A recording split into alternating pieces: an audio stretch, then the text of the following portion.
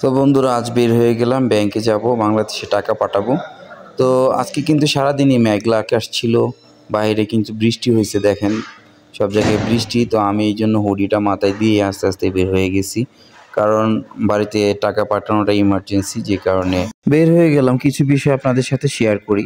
সেটা হলো, আপনারা জানেন অনেকেই যে সৌদি আরবে কিন্তু বৃষ্টি খুব কম হয় আর সবসময় গরম থাকে, কিন্তু আমরা যে এলাকাটায় থাকি এটাতে সবসময় বৃষ্টি মোটামুটি হয় আর কি।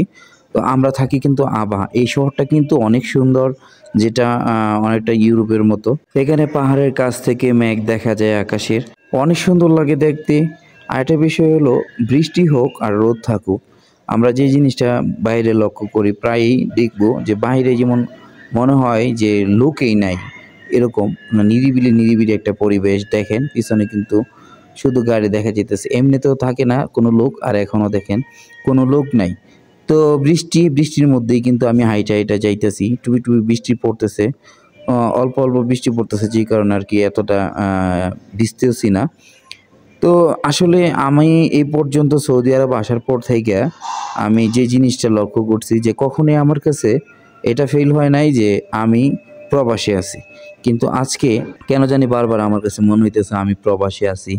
আর একা একা কোনো জায়গায় যখন আপনি বের হইবেন, তখন মনে হবে যে না, আপনি আসলেই কিন্তু প্রবাসে আছেন। কারণ মানুষের ভাষা বুঝবেন না, চলাফেরা অনেক কিছুই বুঝবেন না, যে কারণে নিজেকে অনেকটা অসহায় অসহায় লাগবে আর কি। তো আমার যেটা লাগছিল, এই জন্য আমি বললাম। তো আমি একা একা যখন বের হয়েছি, তো অনেক লোকের সাথে আমার দেখা হয়েছে, দেখা হওয়ার পরে আমি কারো কথা বুঝি না, ভাষা বুঝি না তেমন একটা। তো তারপরেও এক জায়গায় যাওয়া আসা ওইটা আমি করতে পারি, যে কোথায় যাবেন, কয় টাকা ভাড়া, কেমনে কি, এই বিষয়টা আমি আর কি মোটামুটি ভালোই বুঝি, যে কারণে তো বেশি একটা তেমন একটা সমস্যা হয় না। যে তারপরেও অনেক সময় দেখা গেছে যখন বাঙালিরা কথা বলে আরবিতে, তখন টুকিটাকি বোঝা যায়, কিন্তু যখন সৌদিয়ানরা কথা বলে তখন একটু বুঝতে অনেক কষ্ট হয়।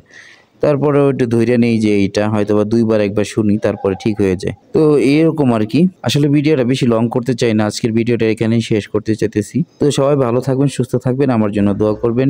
সামনে আরো ভালো ভালো ভিডিও নিয়ে আসবো ইনশাআল্লাহ। তো সেই পর্যন্ত সবাই ভালো থাকবেন, সুস্থ থাকবেন। আল্লাহ হাফেজ।